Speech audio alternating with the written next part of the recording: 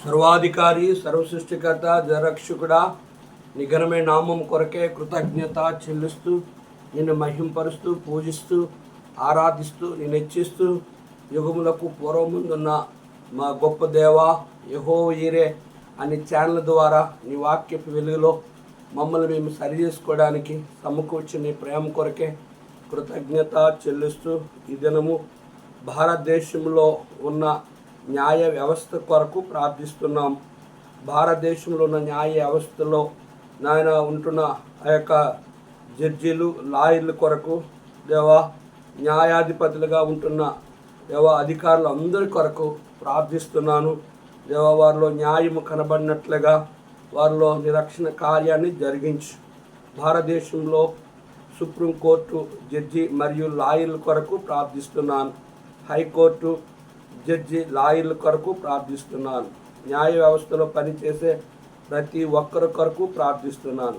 న్యాయం తప్పిపోకున్నట్లుగా ఆ ప్రజలను దేవా న్యాయం చేసినట్లుగా వారి కొరకు ప్రార్థిస్తున్నాను. లాయర్లు న్యాయబద్ధముగా వాదించినట్లుగా వారి కొరకు ప్రార్థిస్తున్నాను. డబ్బుల కొరకు మోసం చేయకుండా ఉండినట్లుగా వారి కొరకు ప్రార్థిస్తున్నాను. కేసుల్లో ప్రతివాదితో రాజీ పడి మోసగించుకున్నట్లుగా ఎవరికి మోసం చేయకున్నట్లుగా ప్రార్థిస్తున్నాను. పక్షపాతం చూపుకున్నట్లు జ్ఞానము వివేకము కొరకు వారికి జ్ఞానం దయచేయమని ప్రార్థిస్తున్నాను. వీరి కుటుంబాల రక్షణ కొరకు ఈ 10 అంశముల కొరకు న్యాయాధిపతులుగా ఉన్న వారు సమస్తమైన వారి కొరకు నీ పాదాలకు వస్తున్నాను. నీ రక్షణ కార్యమును వారిలో జరిగించు. ప్రజలకి న్యాయం చేసేవారుగా వారిని సిద్ధపరచమని యేసు నామములో వేడుకుంటున్నాం తండ్రి, ఆమేన్. సియోను గీతాల్లో నుండి 501వ పాట పాడదాం. మీరే లోకమునకు వెలుగు, లోకమునకు మీరే,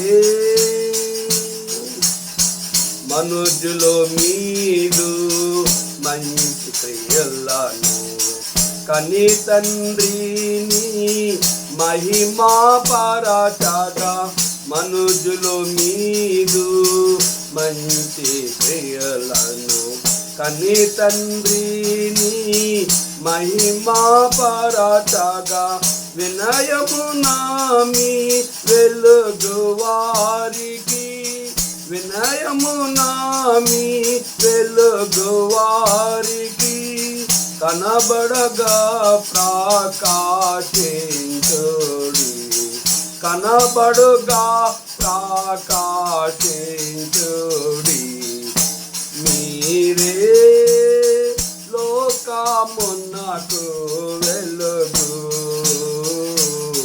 లోకమునకు ఉప్పు మీరే.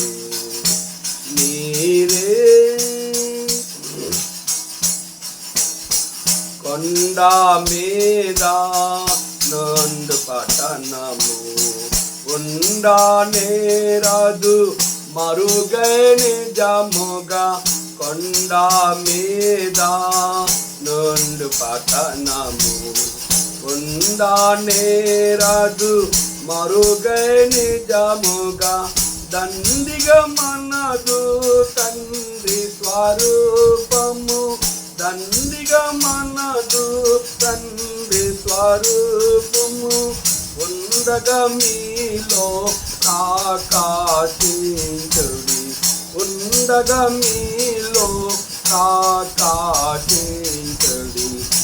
మీరే లోకమునకు వెలుగు, లోకమునకు ఉప్పు మీరే. దేవుని వాక్యము వెలుగైయున్నది, జీవించుడి వెలుగును కలిగి, దేవుని వాక్యము వెలుగైయున్నది, జీవించుడి వెలుగును కలిగి పావన మగు సహవాసము కలిగి పావన మగు సహవాసము కలిగి దేవుని ఆత్మతో నిండి వర్ధిల్లుడు దేవుని ఆత్మతో నిండి వర్ధిల్లుడు మీరే లోకమునకు వెలుగు లోకమునకు ఉప్పు మీరే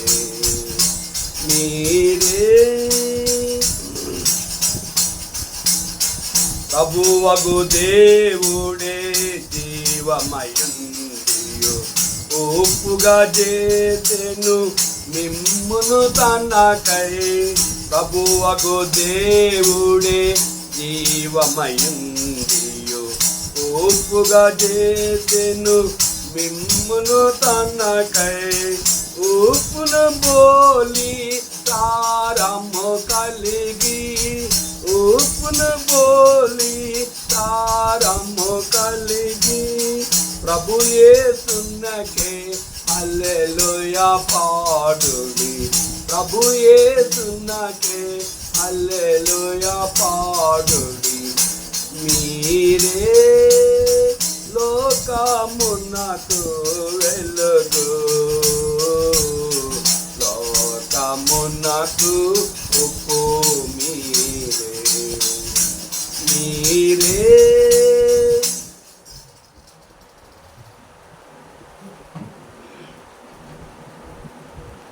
రోమపత్రిక 16వ అధ్యాయము చదువుకుందాం. రోమపత్రిక 16వ అధ్యాయము మొదటి 2వ వచనాలు. కెంక్రీలో ఉన్న పరిచారకురాలకు ఫీబే అను మన సహోదరిని పరిశుద్ధులకు తగినట్లుగా ప్రభువునందు చేర్చుకొని ఆమెకు మీ వలన కావలసినది ఏదైనా ఉన్నలా సహాయం చేయవలనని ఆమెను గూర్చి మీకు సిఫారసు చేయుచున్నాను. ఆమె అనేకులకును నాకును సహాయరాలై యుండెను. ఆ శ్రేష్టాంబు గ్రంథములో చోట చూచిన ఆదరణయున్నది, సుఖదుఖములో వాగ్దానమున్నది. విశ్వాసముంచి ధ్యానించుడి విశ్వాసముంచి ధ్యానించుడి.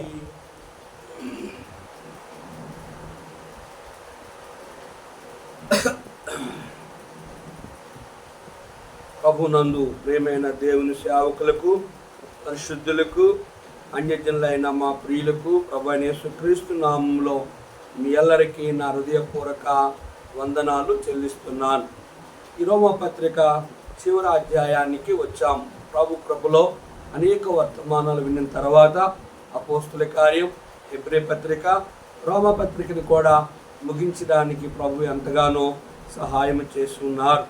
అందుకొరకే ఈ యొక్క పాఠము ద్వారా అనేక విషయాలు మనము గ్రహించగలిగి ఉన్నాం. ప్రభు కొరకు ఏ రీతిగా బ్రతకాలనేది నేర్చుకుంటూ వచ్చాం.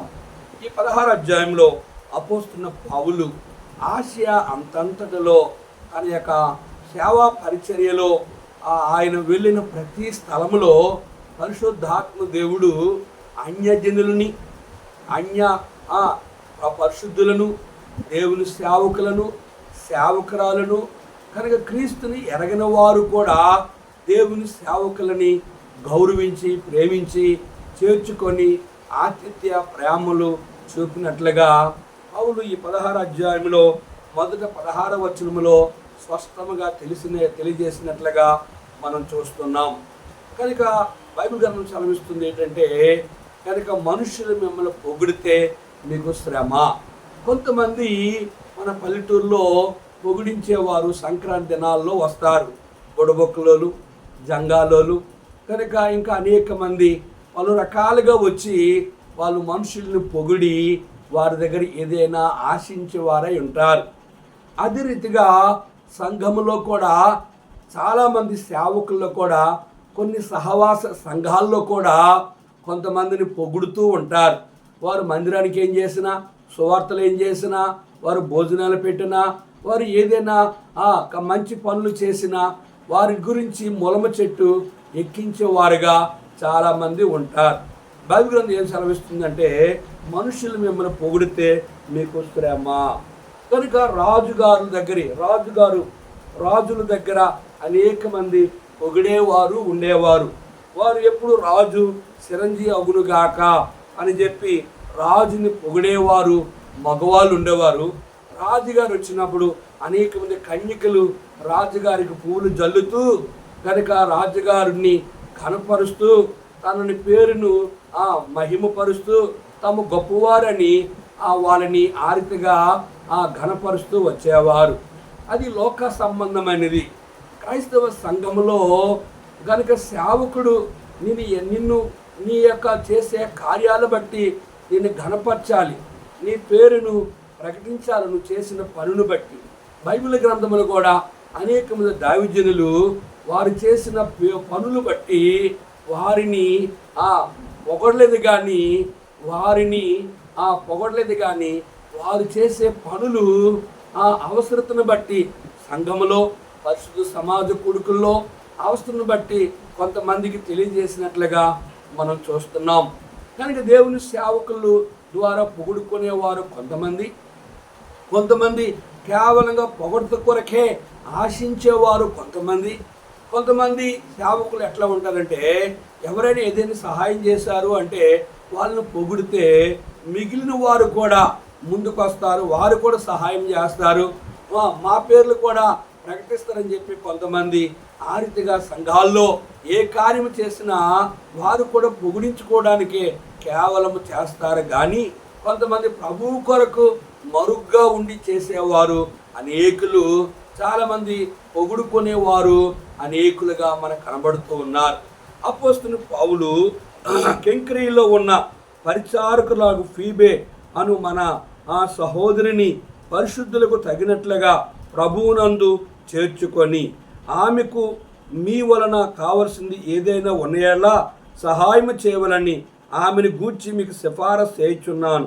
ఆమె అనేకులకును నాకును సహాయరాలై ఉండును. కెంక్రీ అనే సంఘంలో ఉన్న సంఘ పరిచారకురాలకు ఫీబే అని సహోదరి గనుక ఆమె పరిశుద్ధులకును అనేకులకును నాకును కూడా మరి పరిచర్య చేసినట్లుగా పౌలు ఆమెని ఫీబేను పొగడ్డము కాదు, ఆమె చేసే పనిని బట్టి ఆమెను జ్ఞాపం చేస్తూ వచ్చాడు.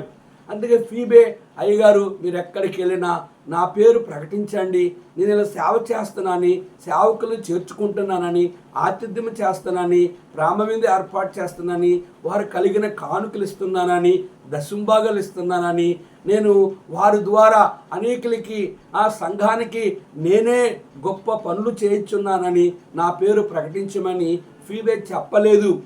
కనుక అపోస్తలుడైన పౌలు పరిశుద్ధాత్మతో నింపబడి అవసరతను బట్టి పరిస్థితులు బట్టి అక్కడి నుంచి వెళ్ళిపోయినప్పుడు కెంక్రీలో ఉన్న సంఘ పరిచారకురాలకు ఫీబే అను మన సహోదరిని పరిశుద్ధులకు తగినట్టుగా ప్రభువునందు చేర్చుకొని, పరిశుద్ధులకు తగినట్లుగా అన్యజనులు కావచ్చు, పరిశుద్ధులు కావచ్చు, దేవుని సేవకులు కావచ్చు. కనుక పరిశుద్ధులకు తగినట్లుగా అంటే అన్యజనులు కూడా కొన్ని పర్యాయములు వచ్చినప్పుడు వారికి కూడా పరిశుద్ధులకు తగినట్లుగా మనము చేయాలని గలతీ పత్రిక 6:10 ఉంది. కాబట్టి మనకు సమయము దొరికిన కొలది అందరి ఎడ్లను విశేషముగా విశ్వాస గృహమునకు చేరిన వారి ఎడ్లను మేలు చేయదుము. విశ్వాస గృహమునకు వచ్చిన పరిశుద్ధులు కావచ్చు, అన్యజనులు కావచ్చు, కనుక నామకార్థులు కావచ్చు, వ్యతిరేకులు కావచ్చు, ఎవరైనా వచ్చినప్పుడు వారికి మనము ప్రభువును బట్టి విందు ఏర్పాటు చేయాలి, వారికి ప్రభువు ప్రేమను మనము చూపగలిగి ఉండాలి. కనుక ఆ రీతిగా ఫీబే గురించి ఇంకేం చెప్పాడు, ఆమెకు మీ వలన కావాల్సింది ఏదైనా ఉన్నాయలా సహాయం చేయవలని ఆమెను గురించి మీకు సిఫారసు చేయుచున్నాను. మీ వలన ఏమైనా ఆమెకు అవసరం ఉంటే మీరు ఆమెకు సహాయం చేయాలని మీకు ఈ ఉత్తరాన్ని రాస్తున్నాను అంటున్నాడు పౌలు రోమా సంఘంలో ఉన్నవారికి. ఆమె అనేకులకును నాకును సహాయరాలై ఉండును. ఎలీషా కనుక షునేమీరాల ఇంటికి వెళ్ళినప్పుడు ఎలీషా గెహాజీని పిలిచి అడిగాడు. ఆమె మన కొరకు ఇంటిలో ఒక ఇల్లు కట్టింది, మంచము, బల్ల, పీట, దీపస్తంభము ఉంచింది. మనము ఈ మార్గాన్ని వచ్చినప్పుడల్లా కూడా తన ఇంటిలో నివాసముగా ఉండడానికి ఆమె ఇంత కార్యం చేసింది కనుక గెహాజీ ఆమె మన వలన ఏమైనా కావాలేమో అడుగు అన్నప్పుడు గెహాజీ వెళ్ళి అడిగినప్పుడు ఆమె అన్నది, నా భర్త ముసలోడు, నాకు పిల్లలు లేరు అని చెప్పింది. కనుక దావీదుడు పిల్లలు ఇస్తారని కాదు, కానీ దావీదుడు ప్రార్థన చేస్తే అప్పటికే ఎలీషా ద్వారా దేవుడు అనేకమైన అద్భుత కార్యాలు చేశాడని ఎరిగిన ఆమె కనుక తన ద్వారా దేవుడు తన ప్రార్థన విని నా అవసరతని తీరుస్తాడని గుర్తెరిగింది ఆమె. అయితే ఈ సమయం వచ్చినప్పుడు నీ ఒడిలో ఒక కుమారుడు ఉంటాడని గనురాలైన షూనేమీరాలు చెప్పినప్పుడు ఆమె అయ్యా నాతో అబద్ధం ఆడొద్దు అన్నట్లుగా మనం చూస్తున్నాం. లేదు, అది జరుగుతుందని ఎలీషా గారు ఆమెకి స్పష్టంగా చెప్పినప్పుడు ఆమె నమ్మింది.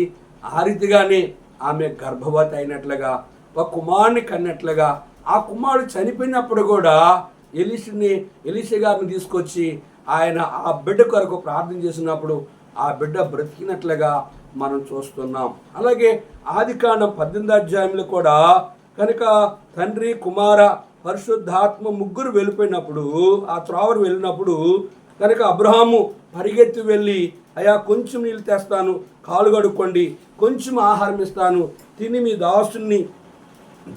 మీ దాసుని కొరకు ఇంది నిమిత్తమే కదా మీరు వచ్చారు అన్నట్లుగా అబ్రహాము అక్కడ మాట్లాడినట్లుగా మనం గమనిస్తాం.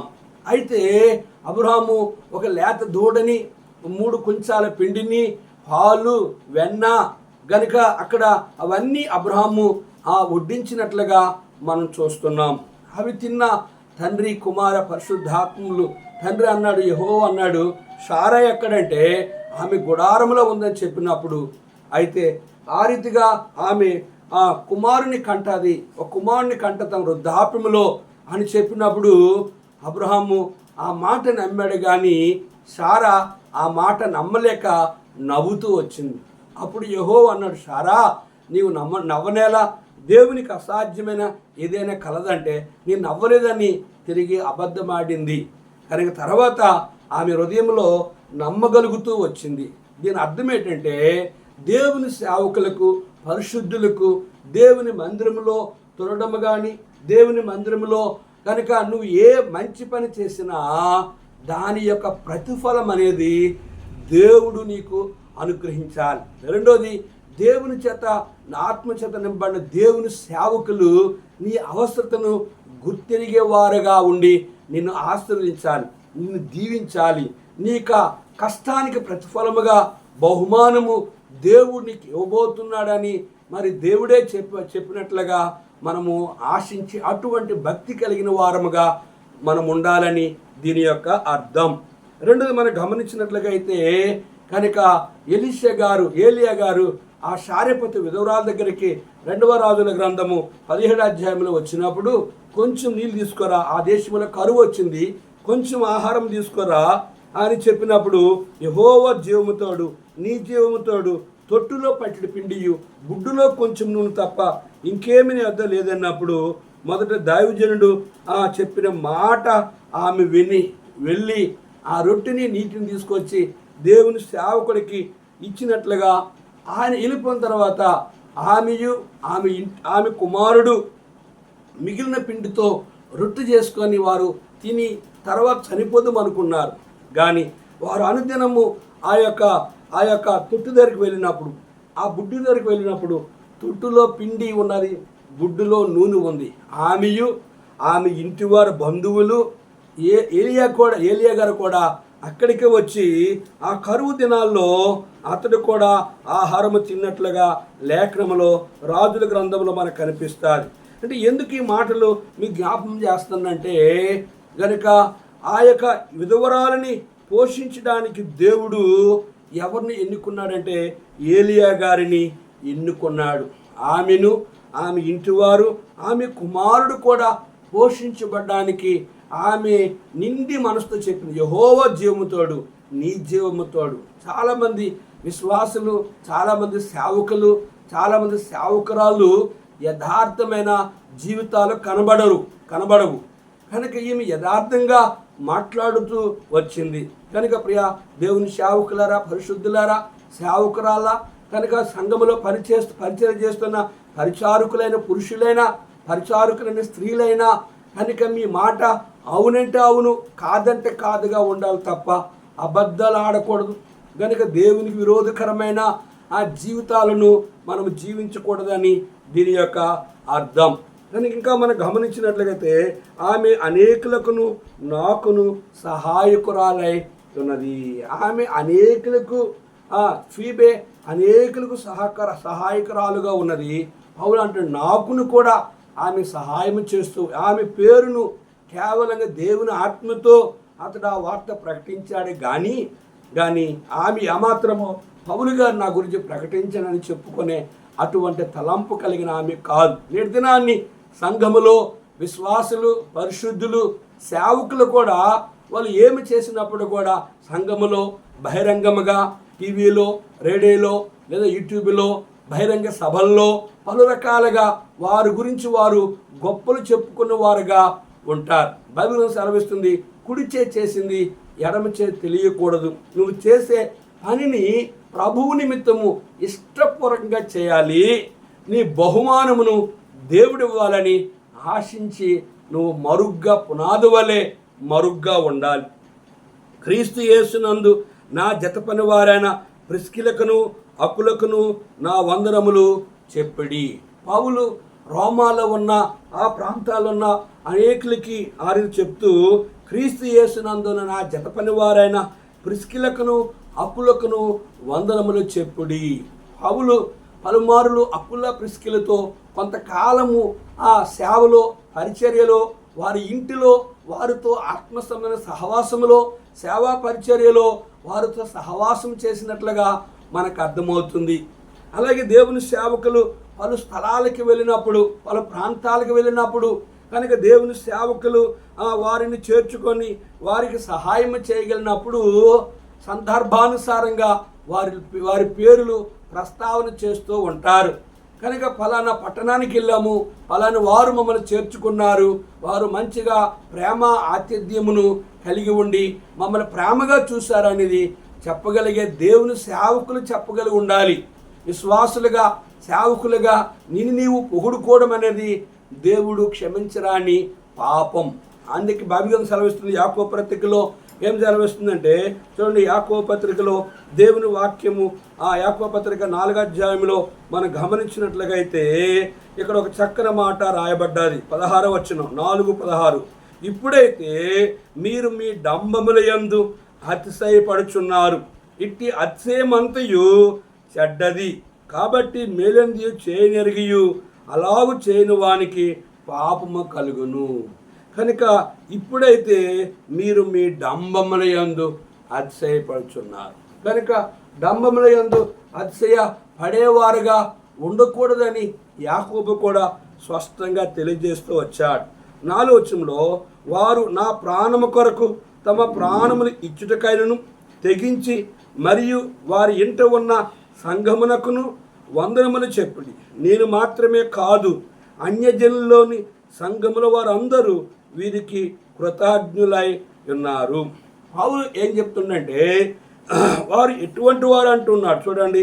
వారు నా ప్రాణము కొరకు తమ ప్రాణము ఇచ్చుటకైనను తెగించి మరియు వారి ఇంట ఉన్న సంఘమునకు వందనములు చెప్పుడి.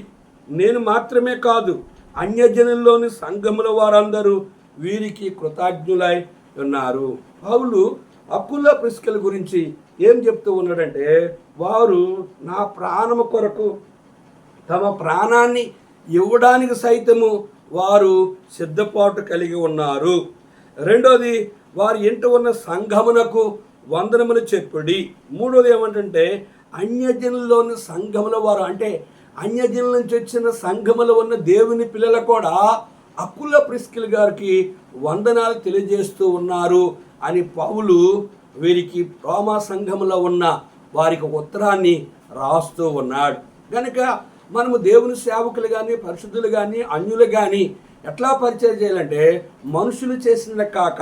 హెబ్రీ పత్రిక మనం 13వ అధ్యాయము 1వ వచనాన్ని గమనించినట్లయితే, హెబ్రీ పత్రిక 13వ అధ్యాయము 1వ వచనాల్లో మనము గమనించినట్లయితే, సహోదర ప్రేమ నిలవరముగా ఉండనీడి, ఆతిథ్యము చేయ మరువుకుడి, దానివలన కొందరు ఎరుకుయే దేవదూతలకు ఆతిథ్యము చేసరి. హెబ్రీ పత్రిక 6వ అధ్యాయము 10వ వచనంలో మనం గమనించినట్లయితే ఇక్కడ ఒక చక్కని మాట రాయబడింది. మీరు చేసిన కార్యమును మీరు పరిశుద్ధులకు ఉపచారము చేసి ఇంకను ఉపచారము చేయుచుండు చేత తన నామమును బట్టి చూపిన ప్రేమను మర్చుటకు దేవుడు అన్యాయస్తుడు కాడు. తన నామమును బట్టి చూపిన ప్రేమను మర్చుటకు దేవుడు అన్యాయస్తుడు కాదు. పౌలుని వారు అకుల ప్రిస్కిల్ల ఎంతగా ప్రేమించినట్టే తన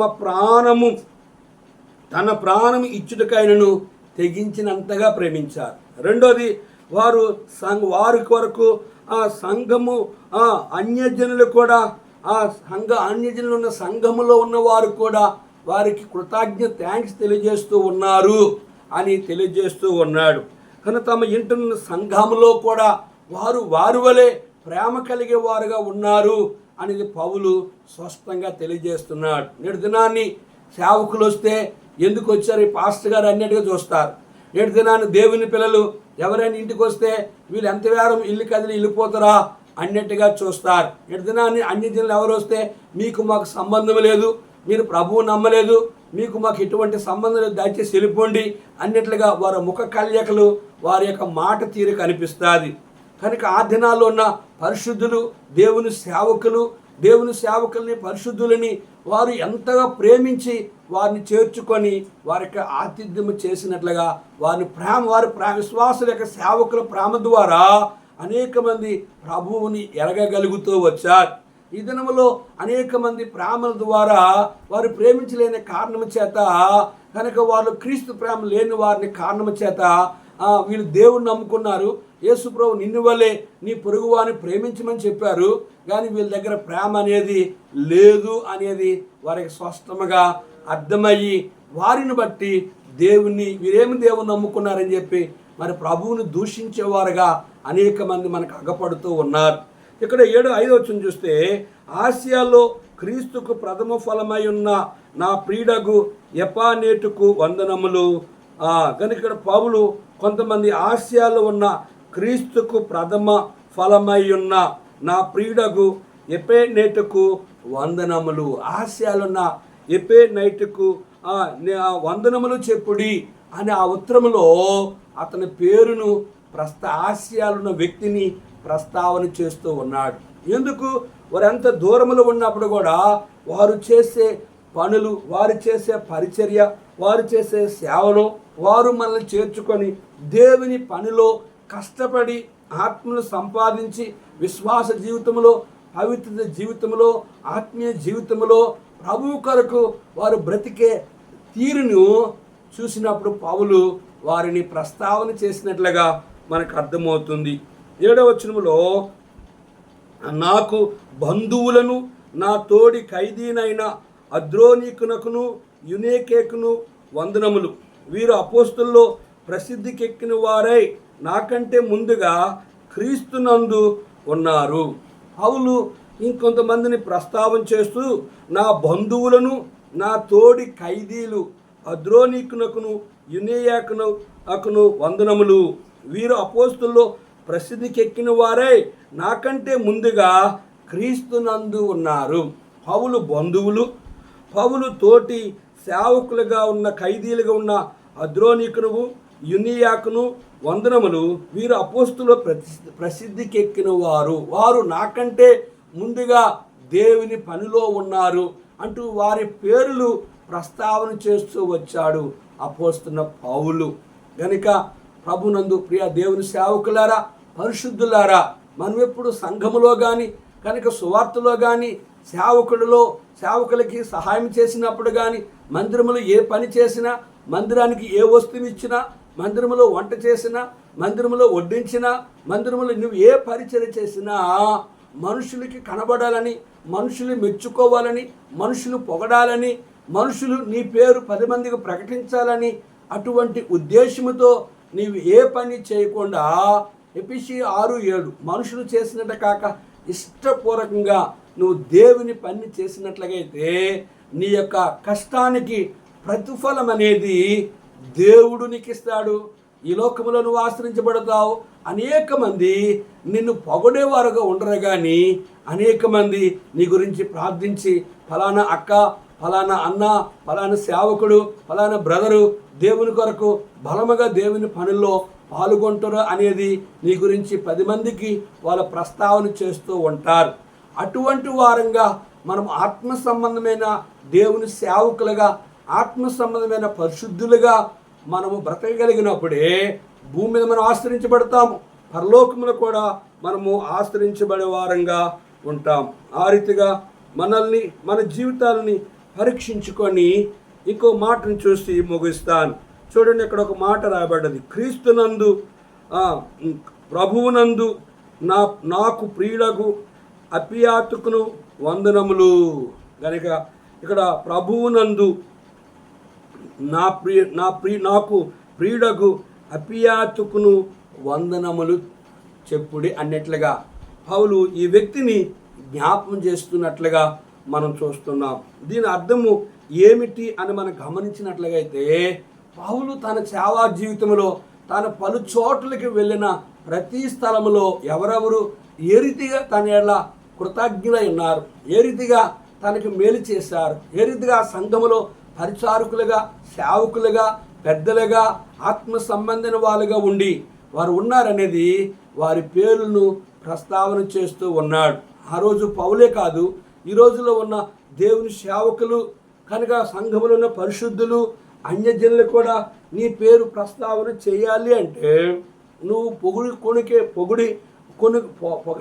పొగుడుకోవడానికే నువ్వు ప్రయాసపడిన వ్యక్తిగా కాకుండా నువ్వు దేవుని పని చేసినట్లుగా ఆత్మ సంబంధంగా నీ బహుమానము. కనుక పౌలు అంటున్నాడు, మంచి పోరాటం పోరాడుతుని, నా పరుగు కడముట్టించుతుని, విశ్వాసం కాపాడుకుంటుని, ఇక మీద నా కొరకు నీతి కిరీటం ఉంచబడ్డది అని పౌలు ఈ భూలోకంలో ఎవరి నుంచి ఆశించలేదు, కానీ సృష్టికర్తన దేవుడే నాకు నా జీవ కిరీటం ఇస్తాడని పౌలు దేవుని మీదే తన ఆశలు పెంచుకున్నాడు. దీని అర్థం ఏంటంటే, మనము ఏ మనుషుని మీద, ఏ మనుషులు పొగడి, ఏ మనుషుల ద్వారా ఘనత, ఏ మనుషుల ద్వారా మనకి సన్మానం చేసి సాల్వ కప్పి ఒక బొక్కెనిచ్చి మన గురించి సంఘములో కానీ ఎక్కడో కానీ మన గురించి వాళ్ళు పొగిడే కొనే ఉద్దేశాలు మనం కలిగి లేని వారంగా ఉన్నప్పుడే దేవుడే మనకు సహకారుడుగా ఉండి మనకు సహాయం చేసేవాడుగా ఉంటాడు. ఆ రీతిగా మనల్ని, మన జీవితాల్ని పరీక్షించుకొని, ప్రభువా మా జీవితంలో పౌలు వలె, పరిశుద్ధుల వలె, దేవుని సేవకుల వలె, ఏలియా వలె, ఎలీషా వలె. కనుక అబ్రహాము చేసిన విందులో వారు బహుమానం పొందారు. మనుషులు చేసిన కాక ఇష్టపూర్వకంగా నువ్వు దేవుని పని చేసినప్పుడు దానికి ఒక దినాన్ని భూమి మీద నువ్వు ఆశ్రయించబడతావు, పరలోకంలో కూడా ఆయన నీకు బహుమానములు అనుగ్రహించేవాడుగా ఉంటాడు. ఆ రీతిగా మన జీవితాలు ఎట్లా ఉన్నాయో జ్ఞాపం చేసుకొని ప్రార్థన చేసుకుందాం. సర్వాధికారి కొన్ని మాటలు మా ప్రియులు అన్నారు. అయా నీ ఏర్పాట్లను పరిశుద్ధులు, దేవుని సేవకులు, అయా అనేకులు దేవా ఏ మనుషుల మెప్పు, ఘనతను, పొగడుతను అయా పొగుడుకునేవారు కాకుండా ఇగో మా పితరుల వలె అయా నీ చేత, నీ సేవకుల చేత అయా నీ నామమును వారిని బట్టి నేను ఘనపరిచేవారుగా ఉండడానికి సహాయము చేయమని యేసు నామములో అడిగి వేడుకుంటున్నాం తండ్రి, ఆమేన్. తండ్రి యొక్క దేవుని ప్రేమయు, కుమారుని యేసుక్రీస్తు వారి కృపయు, పరిశుద్ధాత్మ యొక్క అన్య సహవాసము తను ప్రేమించు వారికి కూడిన మనకు తోడుండి ఆశీర్వదించునుగాక, ఆమేన్. మీరే లోకమునకు వెలుగు, లోకమునకు ఉప్పు మీరే, మీరే. Praise the lord.